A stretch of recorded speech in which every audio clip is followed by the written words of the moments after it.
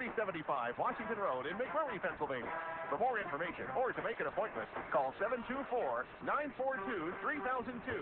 That's 724-942-3002 for Dennis J. Courtney, MD.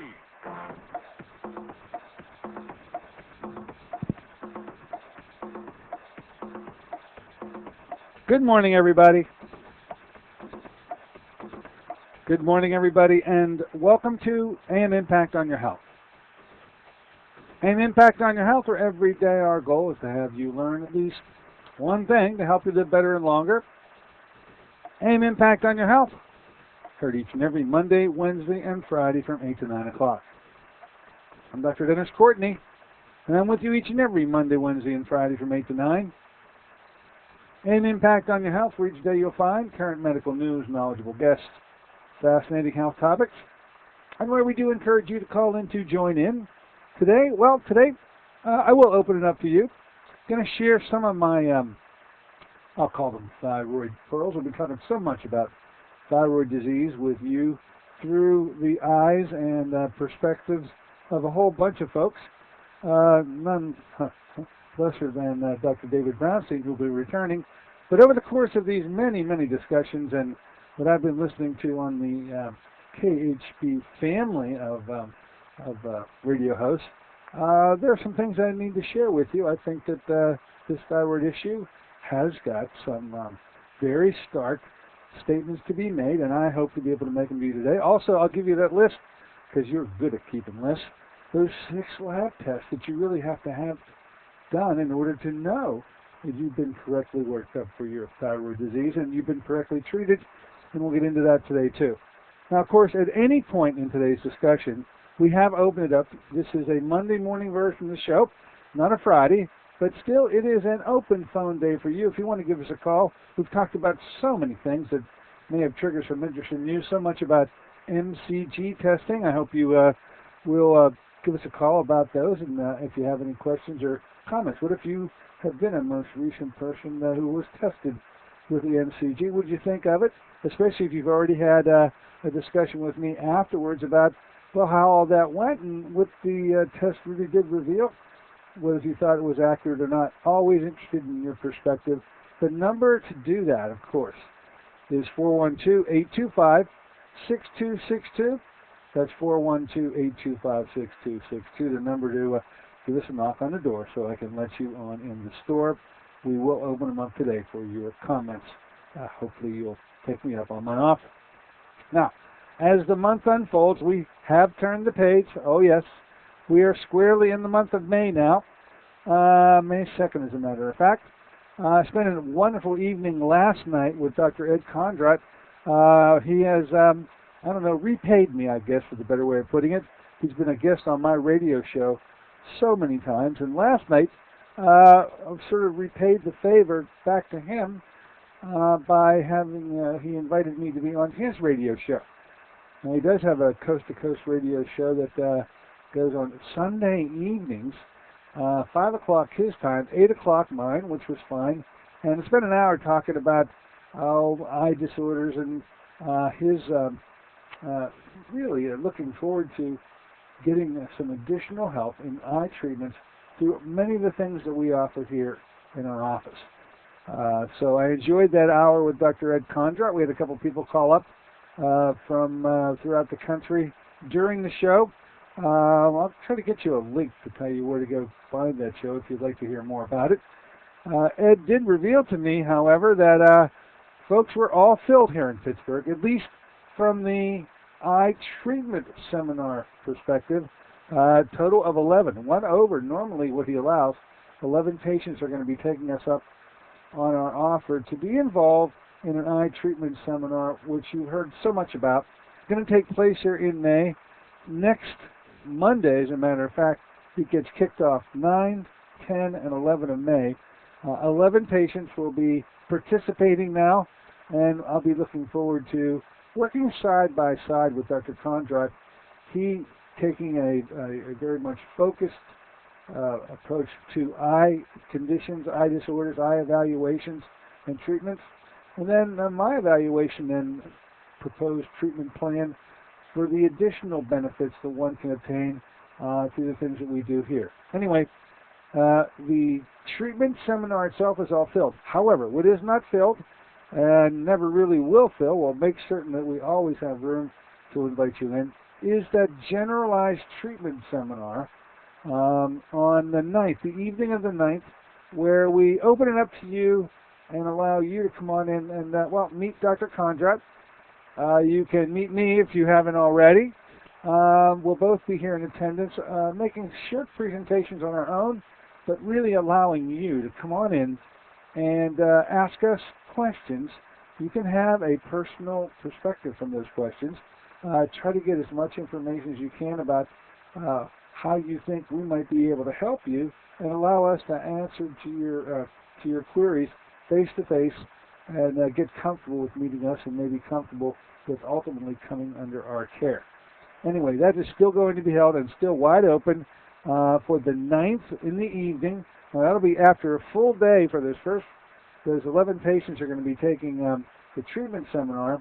It's a little out of sorts. We don't normally do the generalized session on a Monday evening of the same day we started the treatment seminars themselves, but because of a Mother's Day error that was made trying to schedule it for the 8th, we quickly withdrew it, put it on the 9th, 6 o'clock to 8 o'clock here in my office, 3075 Washington Road in McMurray, Pennsylvania. Now, if you want to be a part of it, and you think you'd like to come on in here and meet us both and share your particular issues with us and maybe get some perspectives of how we might think it should be treated, I'll give you that 800 number. Dr. Ed's office is taking care of the reservations.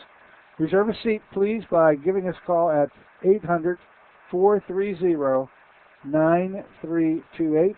That's 800-430-9328. And we'll hold the seat open for you on the 9th at 6 to 8 o'clock that evening on the 9th, a Monday, first day of the actual treatment seminar. Okay. Look forward to being with you know who on Wednesday.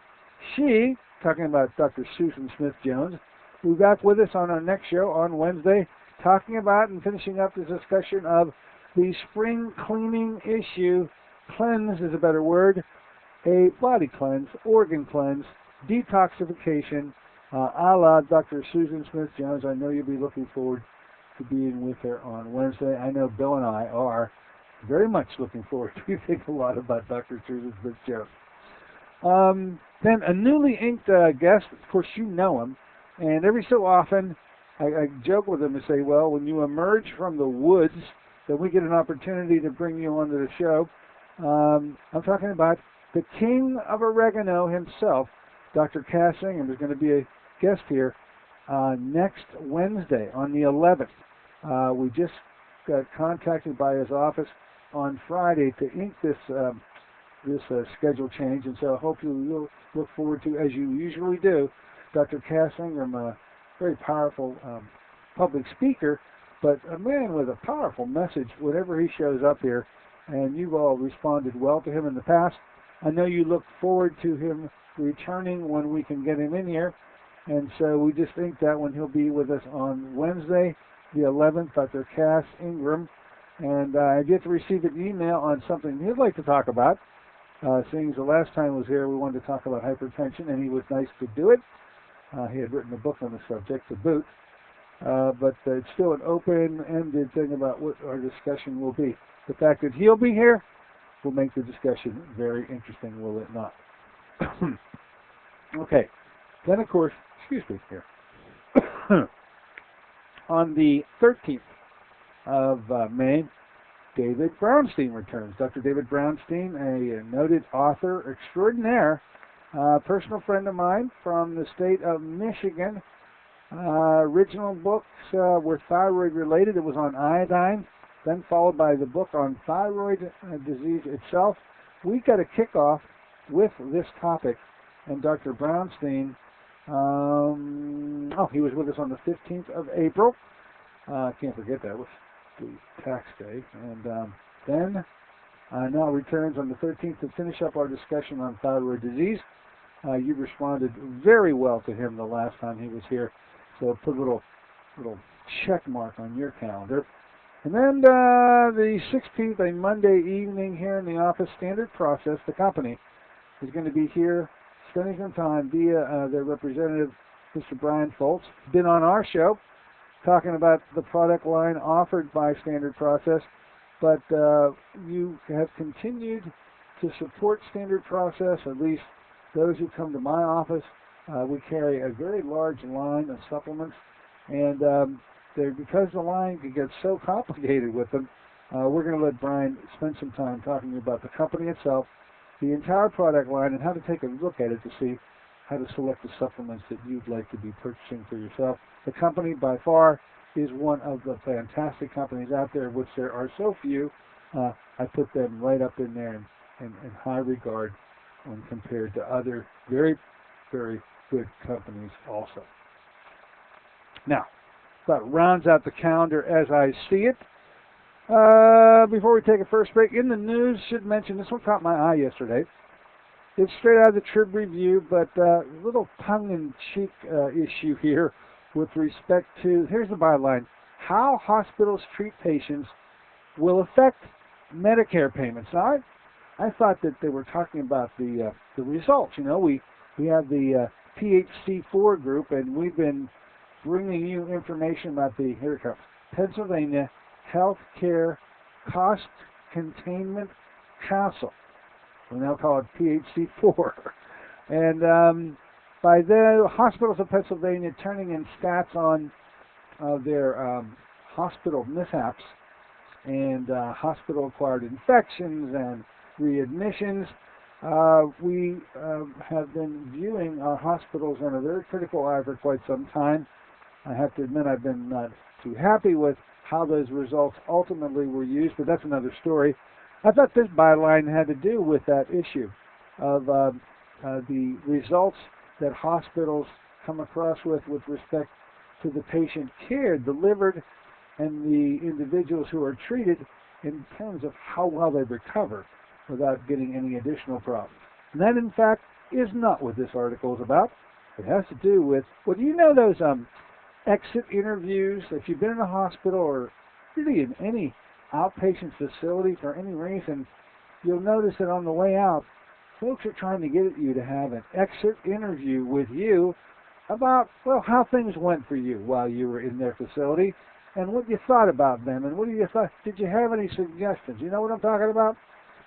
They have another way of handling it too, where they don't necessarily interview upon your exit, but after you get back home, within the week usually, a form hits your mailbox asking you to rate how you thought your treatment went at their facility.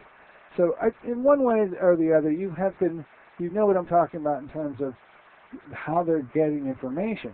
Well, that's really what this particular manner of payment is going to be delved out, because it's going to go with how you felt, how you, the patient, felt about the treatment facility, how you were treated for, what your perspectives were with the care delivered to you, and well, how courteous, how attentive, and all the things that the Pennsylvania Healthcare Cost Containment Council was not really interested in, and because they were never really asking questions about you. They were getting statistics from the hospitals themselves. Anyway, I think it's going to turn interesting around here. It turns out that there's a bill in the offing that is going to tie the scores from these patient satisfaction surveys to payments that will be made to the hospitals by the Medicare organization itself. And the hospitals are not too happy about it. That's particularly, I thought it was humorous to have pointed out that there are a couple of areas in the country where I think that the grade, the cut of patients is just as such that they'll let you know, they will give you a piece of their mind and do so at the drop of a hat. They mentioned that the areas that are really hard to get a good rating from are, number one, those hospitals found in the District of Columbia and in New York State, where they say only 59% of patients give their hospital experience a top rating, and the hospitals don't know what to do about it. It's because those people, let them know what's on their mind, and they aren't going to be easily persuaded by some form of trickery to report it any other way than as they saw it. Anyway, up and coming in the near future will be a way that your impressions of your treatment, how you felt, how you're treated, actually is going to weigh in. They're going to create a fund. How do they say this? They're going to be, Medicare will begin withholding 1% of its payments to hospitals starting in October of 2012. That money, which they estimate to be in the first year $850 million, will go into a pool, and that pool will be divided up and doled out as bonuses to hospitals that score above average on several measures.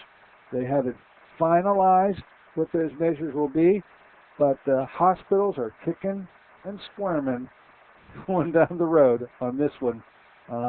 Patient, actually, how they felt about their care. Should it really matter? Why? Hope you enjoy hearing about it. Let's do this. Let's take a short break. When we come back, I'm going to open up to talk about some thyroid issues from my perspective. I treat a lot of patients with thyroid disease. Some things I think need to be brought to your attention to enable you to conquer those thyroid-related symptoms and issues. Be back in a moment with Thyroid Pearls. Have you been to the doctor? Was the big top of your complaint list? Even if your doctor asks you what you eat, the recommended 5 servings of fruits and vegetables a day is a dream in your busy schedule. What if you learned of a product 5 years in a formulation that delivers 5 servings of fruits and minerals in just 1 ounce? That's right, it's Fruit of the Spirit. The blessings of Fruit of the Spirit are now formulated into a delicious whole fruit puree product rich in antioxidants and minerals. Your health is more than just a test result. It's a balance of physical, spiritual, and emotional factors. You work regularly to strengthen your faith, but Fruit of the Spirit help cover your nutritional needs in a convenient and cost-effective ounce a day. Call 1-800-442-3793 for a special promotional offer. Fruit of the Spirit, a blessing for your good health. Fruit of the Spirit, 5 servings of fruits and minerals with no added sugars. That's 1-800-442-3793 for your good health. Call them now, 1-800-442-3793. This is Dennis J. Courtney, MD. Have you become confused about how best to manage your health? It's no wonder. It seems that every time you turn on the television or radio, another expert has yet another suggestion for you to follow that seems to be reasonable enough, but no matter how dutifully you follow the instruction, it just doesn't quite produce the results that you are looking for. If this confusion sounds familiar to you, give us a call at the Center for Complementary Health, where we'll make some sense of the confusion based on a blending of traditional and alternative medicine that we've been perfecting over the last 7 years. We offer metabolic nutrition testing, immune system repair, natural hormone replacement therapy, chelation therapy, cutting-edge allergy correction, and a host of other safe and effective alternative therapies. Dennis J. Courtney, MD, is located at 3075 Washington Road in McMurray. Phone 724-942-3002.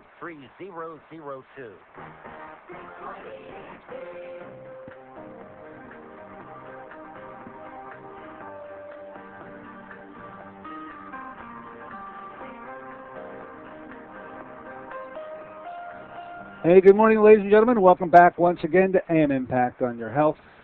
Heard here on KHB 620 each and every Monday, Wednesday, and Friday from 8 to 9 o'clock.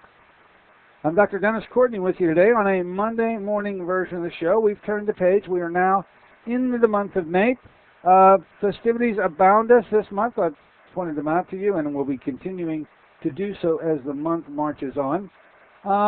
But so many times now over the course, and I'm saying that there has been an increase in the amount of airtime given to a subject that is near and dear to my heart also. And so every time I am listening to a KHB show and hear the thyroid issue brought up, I'm always interested to gain a perspective from the clinician and listening to them describe how they treat thyroid and sort of compare notes that that I pretty much keep to myself.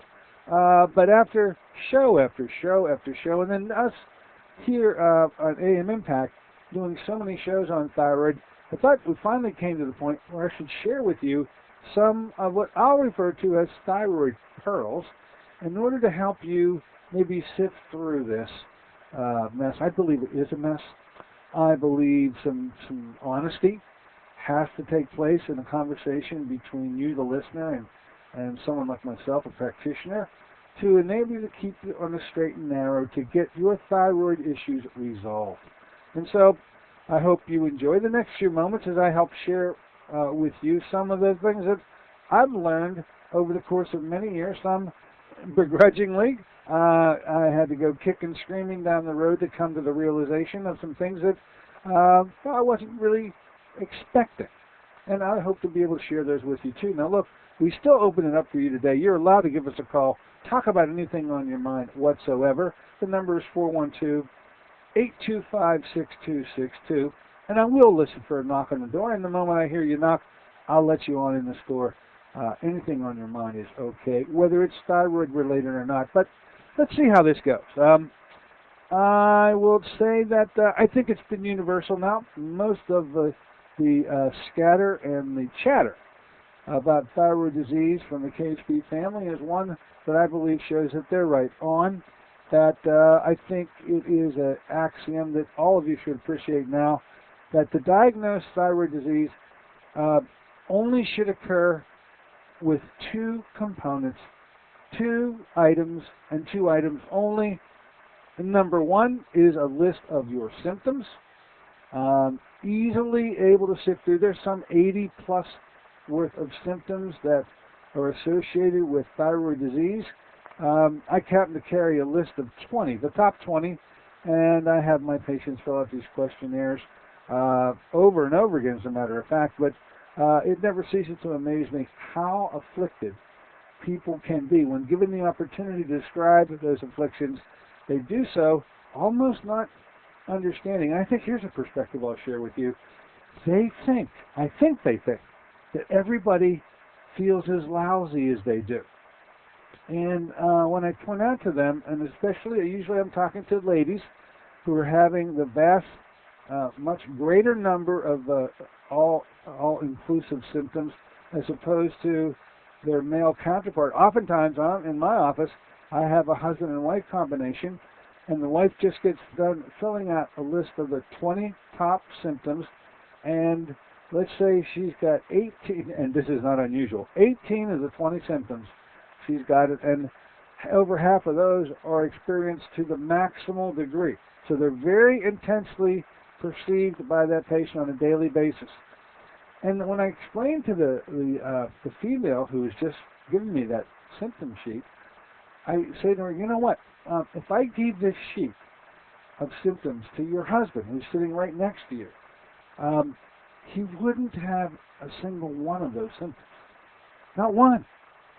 And I think it's a revelation because I believe, after observing this happening so many times over and over again, that the female patients that I'm talking to think that everybody must feel this way, because they're not too happy when they find out that their husband of 20, 30 years plus has been flipping along for those 30 years without any of one of the symptoms. And if I gave them the symptom sheet, they just wouldn't fill it out the same way at all. So the symptoms are the number one way to diagnose thyroid disease. And the number two component in that diagnosis should and must be an objective quantifying the note-taking of your basal body temperature. Now those two, and those two alone, should be all that's required to be able to appropriately diagnose the thyroid-afflicted individuals that I come in contact with. What the emphasis needs to be placed on is that you do not, I repeat, you do not need to have any laboratory testing done at all to make the diagnosis of thyroid disease. That is solely done by the two previous items I've mentioned to me already. One, the list of symptoms. In my case, I utilize a system of having patients score their symptoms. And the list is pretty extensive. I'll give you an idea. In that list, things like, intolerance to cold, How about brain fog? How about hair loss? How about irritability? How about premature graying? How about constipation? You just see the list goes on and on and on, and I have them score that list of from their perspective of whether it is not an issue with them, in which they'll score 0, or if it's a big issue with them, in which they'll score 4 and up to 5. And you can't believe how many 5s we get. Those symptoms are what should rule the day. You'll then want to support and quantify your own status by getting a basal body temperature. And before I answer this caller, let's just give you that range. Your basal body temperature, that temperature which is achieved upon awakening and emerging from sleep in the morning, that temperature is not 98.6. 98.6 is your walking around temperature. But the range of the temperatures, which would signify normal temperatures, are related to thyroid metabolism issues only, and that range is 97.8 to 98.2. And I'm going to tell you that, ladies especially, you're not going to be anywhere near it, and that'll be the crowning blow to lock this up. All right, got a caller knocking on the door. Come on the store. Hello, and welcome aboard. What's on your mind? Dr. Courtney, I'm back. Why, it's Danville. How you been, Danville? Oh, God, just got back from a trip to the Outer Banks and Ocracoke and Cape Hatteras and... With the kids in the van? Yeah, we got a big van now. We got a Ford E350 gigantic 12-passenger van. Oh, my goodness, but you got a lot of kids in that van. Do you requiring Valium when you get to the other end still? Because I know it was really... I knew you were going to say that. Yeah, I know that it's been rough on you and the wife. Making your... It was okay. My oldest son, who is 14 now, didn't have any cell service. He's with Virgin Mobile, so he couldn't have his BlackBerrying, and he was driving us insane. Danville. Yeah. Hey, well, I got a question. Go ahead. I've been doing a little studying on the, and my neck is still popping, cracking, and snacking. Yeah, I remember your neck very well. What's on? Pain, so that's okay. Mm-hmm. But, I was reading something on alkalinity versus acidic, and acidity. supposedly the body pH cannot be too alkaline, but it can be way too acidic. In fact, I've heard a guy, he tests people for alkaline and obviously he tests their pH, but what did they used to give in the old days? They give you a spoonful of, what was it, baking soda? Bicarb, sodium bicarb. Sure, baking. So that's baking soda? Baking soda. In fact, they still... all these expensive products. So what is it? If you're too acidic, the body goes berserk. Is that... Well, let's put it in these terms, and they make some sense. Your normal pH, this is blood pH, but this is a precise number, is 7.46, okay? Right. So it goes to the hundreds now, 7.46. What happens is that when all homeostatic mechanisms are in play and the body's functioning, that's what it should be. Problem is, and especially with age, that we turn, because our bodies just cannot keep up with what it takes to become homeostatically on point, our bodies turn acidic. Acidic is associated with disease and alkalinity, and 7.46, you see, is slightly alkaline anyway. So the body should be at a 7.46. That is alkaline. 7.0 is the dead neutral number. 7.46 is alkaline. And it's not that your body can't be alkaline. It's that because diseases come in, take over, and provoke the formation of greater amounts of acid that is normally necessary or appropriate, you can't achieve alkalinity unless you really try. Yeah. So it takes effort. One of those efforts has honestly been to the ingestion of sodium bicarb. And our good friend Dr. Miller, who's a well-known chiropractor in our area, first introduced that concept to me with a colleague of his. Oh, it's going to be 8 or 10 years ago. He still uses alkalinity issues as a mainstay of his practice. It's quite an appropriate thing to do. And so because you can measure your pH is something as easy as saliva and urine with pH paper. It turns out to be a pretty good way to monitor your own health, and I approve of it wholeheartedly. Well, this guy, the guy that I was talking with, he was at a point of, he's got diabetes also, and he was so ascetic, they had to, I think they had to give him IV push of sodium, sodium bicarbonate or whatever it was, to get him more alkaline. In other words, they called up his wife and they said, your husband, if you don't get down to the hospital, you may not see him again. So. Well, that situation is called diabetic ketoacidosis. It is a very dangerous and precarious position to be in. It tells me a lot about your friend. To be able to be put in that position, his diabetes is completely out of control. Whether or not he doesn't use the controls given to him, or even with them, he can't maintain a correct pH, but diabetic ketoacidosis is lethal. Yeah, well, what happened is he didn't take his shots and he wasn't eating. For some reason, he was so busy he wasn't eating, and he didn't take a shot, so whatever. But now, I was just studying it, and I'm going to find out with my, you could do your saliva. I remember when I was on that Atkins diet, he said, Atkins said it was, just regular ketosis, but I lost a huge amount of weight. Now I'm back up to about 164. I got to go back down to about 150, but that's only because I haven't been eating, eating as many salads as I used to. So. Yeah. Hey. Overall, I'm feeling okay, but. I'm glad to hear you're feeling okay. I'm glad to hear you surfaced. And geez, after a trip, a call to us is usually your catharsis for getting yourself reestablished on a schedule, because you pay a heavy price when you take your family. It wasn't cross country this time. It was, you say you went down to where? It was Cape Hatteras. Down to Cape. That's an easy jaunt for you. Ocracoke Island, Ocracoke, which is Blackbeard's former homeland. Blackbeard the pirate, and whenever he was alive. And interesting little place, boring as heck, and my kids would drive me nuts. There was nothing there for them to do, and. Right. Yeah, and then we took the ferry ride, a ferry across, I believe, the Pamlico Bay, near Emerald Isle, which is all North Carolina coast.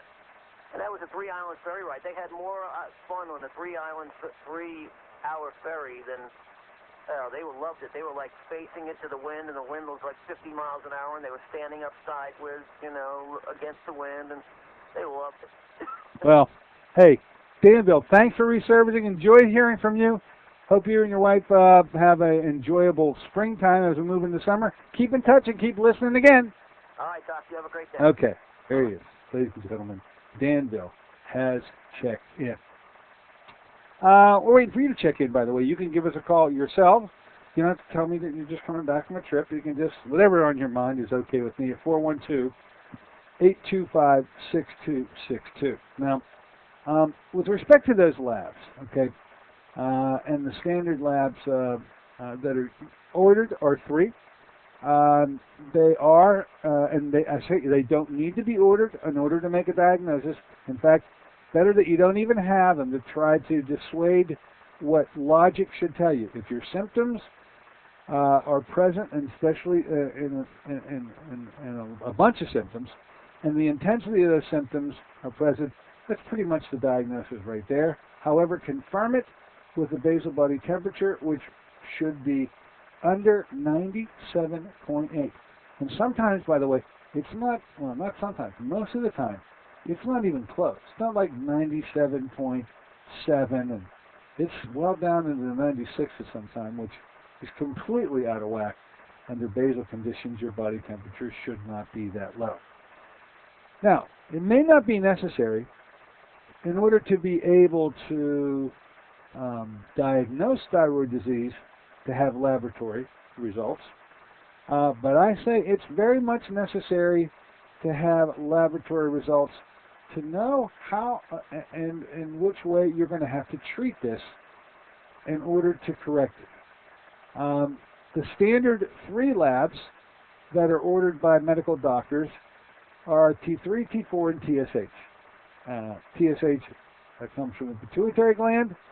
The T3 and T4 are supposedly the components of the thyroid hormone that are iodized onto tyrosine to make T4, and then one of the iodine is cleaved to make T3, and T3 is the active hormone. And so the family medical doctor, the family practitioner, usually orders T3, T4, and TSH.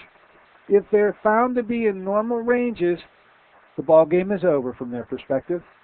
They cannot and are not allowed to diagnose thyroid disease unless the labs say it's so. Then it ain't so, and this is what renders the bulk of the population who is thyroid afflicted. It consigns them to remaining ill and having terrible symptoms for literally their entire life, simply because the labs don't confirm from the perspective of the medical doctor that this is thyroid disease, when in fact, out of the 20 symptoms that I'm using, they may have all 20, and if one would ever take their basal body temperature, it could well register in the 96s, but because neither of the two appears to have any validity anymore, they only bet the entire ranch on the lab test. Now, I'm going to say that although I never use them to make the diagnosis, I want all 3 lab tests before I start treating a patient. But there are 3 other labs that never seem to get ordered, or very rarely ordered, that I think complete the list of 6. You who always feverishly take notes and write them down may want to have these at your disposal the next time you see your doctor. I know he's pulling his hair out every time you walk in and you get that little notebook, you know, and you say, oh, hey, I've got some questions. And then you start firing your questions at the doctor and he gets very nervous. I got 3 more labs to add on to those 3 to make them real nervous. Here they come. The first 3 labs are T3, T4, and TSH. I say none of these are needed to make the diagnosis, only needed to be able to assess treatments. But the last 3 are very rarely obtained, and here they come, folks. The 2 antibodies are perioxidase antibodies. The second lab, one of the antibodies is anti-thyroid antibodies. And the final test, the 6th test, is reverse T3. In order to be able to appropriately treat someone, you need to know all 6 labs, not just the 3 that normally get ordered. And you don't need any of these labs at all to make the diagnosis of thyroid disease. These are the pearls that I've acquired over the course of many years now, so I don't get persuaded inappropriately to suspect that somebody should or shouldn't be treated. I never order the labs up front. I never need to know them. Symptoms alone, basal body temperatures alone will confirm the diagnosis, but before we start treating, we need 6 labs. And they are the last 3 I want to spend some time with now. The antibodies really point to something that rarely gets discussed. And that is, I think the best way to describe it is, how is it that you have a thyroid that isn't working well? Did it happen to you the natural way, the normal way for a Western Pennsylvania individual, which is by the fact that no iodines existed in the soils, and any foods that you consumed that were grown in the region never were able to provide enough iodine so that you could iodize your tyrosine to make it the biologically active T3 that it ultimately becomes. And so this is probably 90% or greater of patients who have thyroid disease can get there with just that particular affliction alone. Lack of iodine. Remember, you live in what's called the goiter belt. Goiter belt is trying to intimate that the thyroid gland could hypertrophy to such a large extent that you actually get a prominence in the neck. It looks puffy. It is very large. I say it's like turkey neck, and it certainly is all of that. Now, with respect to the antibodies, however, some additional help, or I should say some additional bad luck, comes along to nail the door shut, and that is some individuals Besides having the natural phenomenon occurring where they just don't have enough iodine and their thyroid gland becomes exhausted, some individuals actually have their own immune systems attack the thyroid gland itself. And so, not that it was ever needed here in Western Pennsylvania, but it's an additional insult that ends up taking your thyroid gland and having it attacked by your immune system to the point where the gland is rendered completely useless and unresponsive and unrevivable. These conditions are referred to usually in one or two major groups of diseases. One's called Hashimoto's disease and another called Graves' disease. These are initially hyperthyroid states that ultimately turn into hypothyroid states as the gland becomes extinguished due to the onslaught of the antibodies that are attacking it and are made by that person's own immune system. Now, it's important to know if you're going to be treating someone, if they have any anti-thyroid antibodies or periactive antibodies, because this will be something that has to be dealt with in the treatment plan. And this is where the role of the protomorphogen comes in that we talked about with Brian Foltz last week. Protomorphogens only made by one company. They are made by standard process, and they serve as an antigen that you can consume to allow your immune system to attack something other than your thyroid gland. Mainly, the stuff that you're consuming from standard process will act as the decoy. It will act as the way that the antibodies, which are continuing to be made, we don't have a way to shut them off. There isn't a way to do that. So you have to direct the attention of the antibodies to some other place other than the thyroid gland. So, why don't we do this? Let's take a short break. Come on back. I got some more pearls to share with you. You may have a question or two you want to ask. 412-825-6262 is the number. Thyroid pearls today. Hope you're enjoying them. Take down the notes and take them on into your doctor's appointments next month.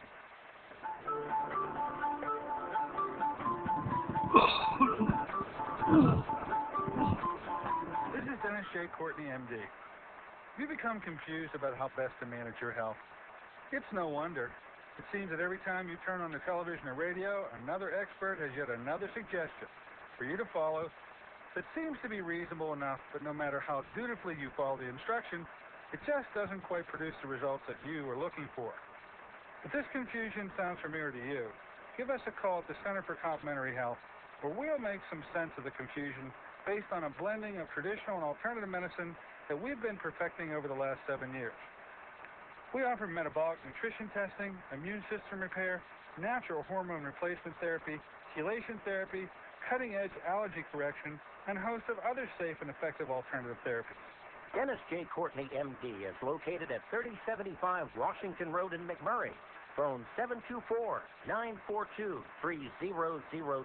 Honey, just got the word. The company's new health plan has a $5,000 deductible. We have to make sure nobody gets sick this year. Remember what those doctor's visits cost for last year's colds and flu? Oh, sorry, I've got to go. Love you. We can do this. We can cut the fast food lunches. Soda, that's a lot of sugar. We could all take that evening walk. And hey, I heard a program about fruit of the spirit. What did they say? 1 ounce, the equivalent of 5 servings of fruit with herbs and minerals. We could add some to our breakfast protein shake. Fruit of the Spirit is a unique whole fruit puree. Fruit of the Spirit contains fresh fruits native to the Holy Land and alkalizing minerals from the Dead Sea with no added sugar. Fruit of the Spirit is a unique product from 5 years of work from science-based nutritional experts. Call 1-800-442-3793 for a special promotional offer. Fruit of the Spirit, a blessing for your good health. Fruit of the Spirit, convenient, affordable, and delicious. That's 1-800-442-3793. Call them now, 1-800-442-3793.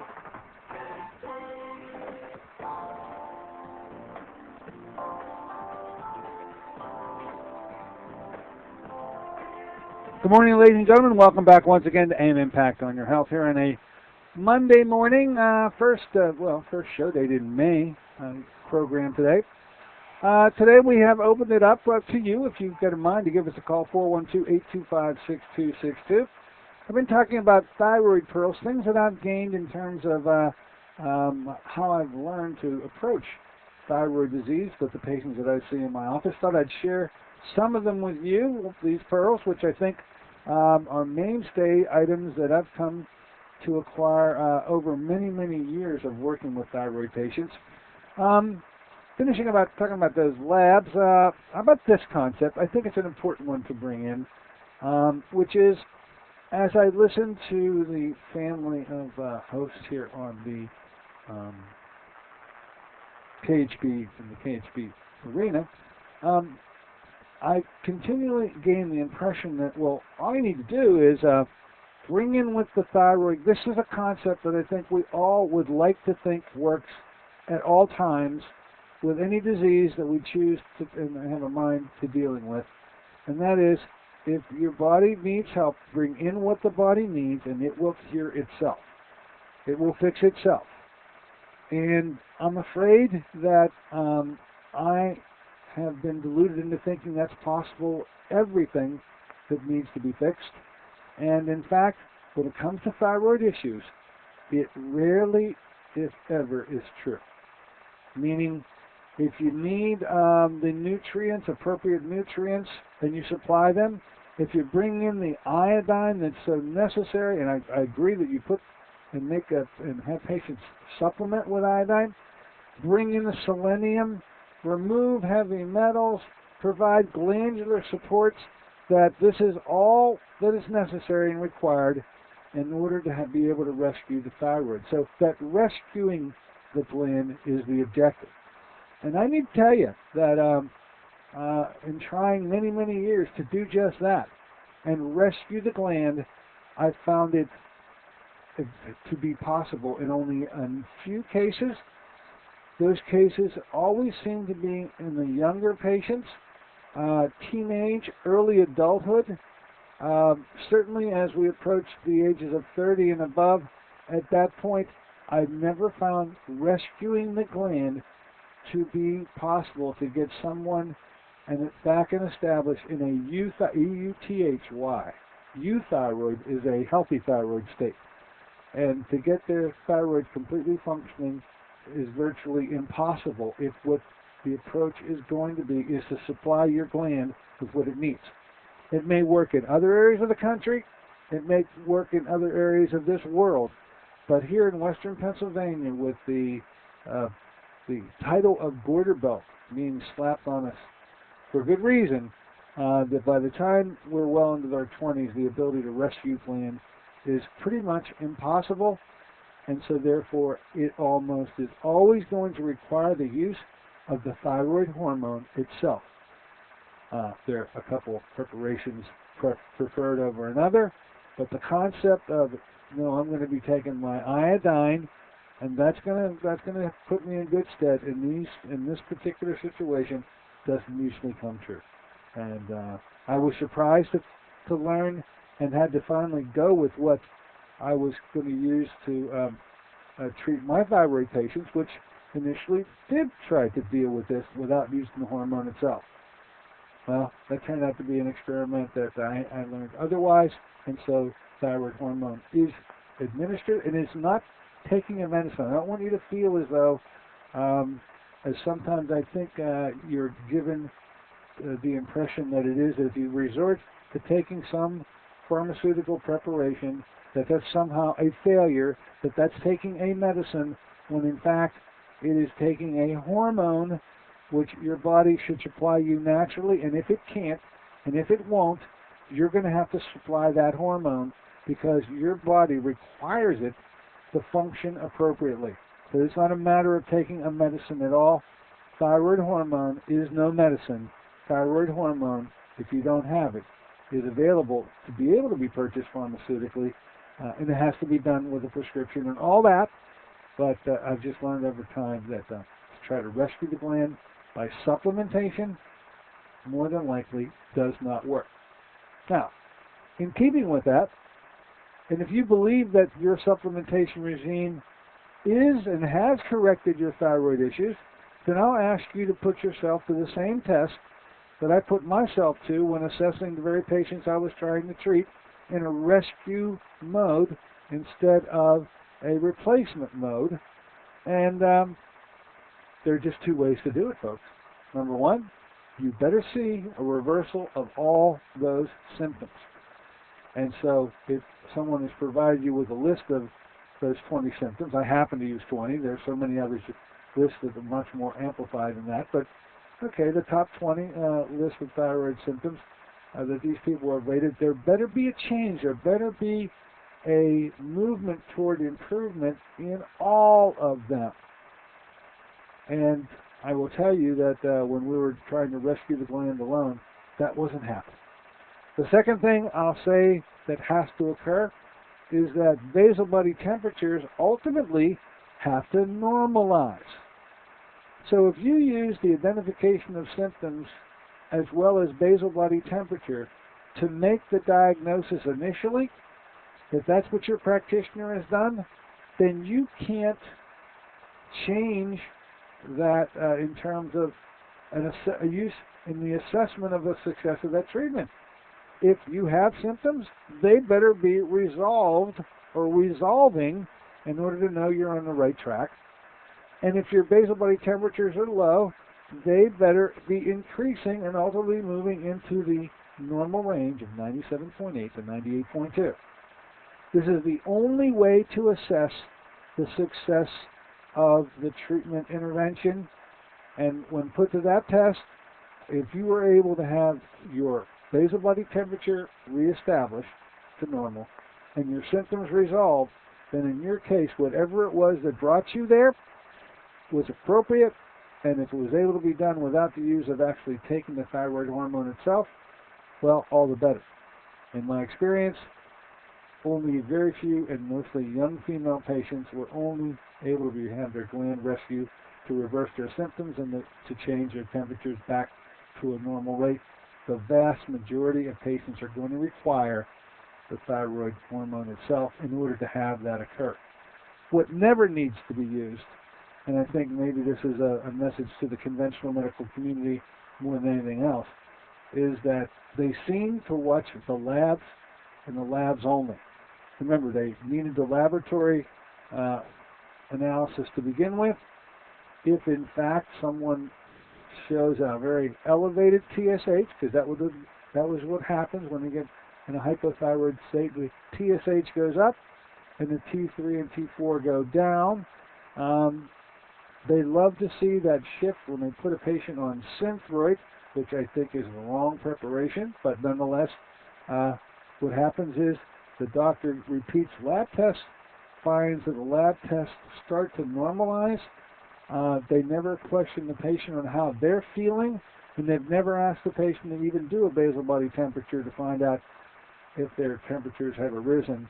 And when they see the lab work shift, and the lab work does shift, they feel that they have achieved their therapeutic endpoint, and they still have a patient that feels lousy, cold as all get out, and is consigned now to this state of limbo forever because the doctor feels that the job is done, when in fact it was never done at all.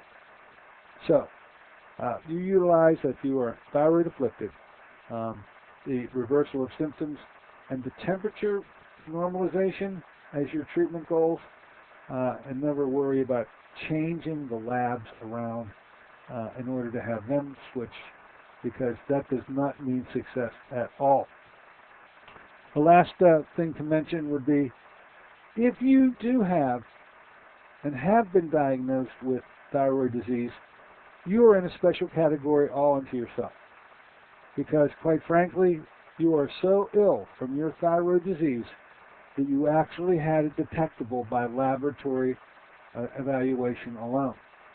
And for you to have labs so remarkable to allow your doctor to diagnose you with thyroid disease puts you in a very rare situation, because there's so few of you that ever get diagnosed this way. They say 3 to 5% of all thyroid patients ever get diagnosed because the laboratory laboratory analysis that's being used to make the diagnosis is normal 97% of the time. Very few ever get diagnosed. But however, to be diagnosed, you've got to be way askew of normal. And this speaks of how ill you really are. And to think that Thyroid, which is going to be prescribed for you, which is the most common way that doctors treat it, and it's pretty much a therapeutic dud that makes the lab values change to make your doctor feel good about you, but to have you not feel good about yourself is almost 100% assured. So I say, if you have been, unfortunately, or fortunately, I don't know what category to put you in, you've been diagnosed as having thyroid disease, that means you're really ill, and that you're only in a 3 to 5% category of people to be able to be diagnosed, and then to be what I would consider, for the most part, to be inappropriately treated. And you can check that out yourself. Your homework assignment: take a basal body temperature, and if it's not in the high range of 97.8 or above, it's a failure. Hey, Longo's in the background. I hope you enjoyed me ranting about the thyroid pearls. We'll move off to Susan Smith-Jones on Wednesday talking about detoxification. Until then, this is Dr. Dennis Courtney saying so long for An Impact on Your Health.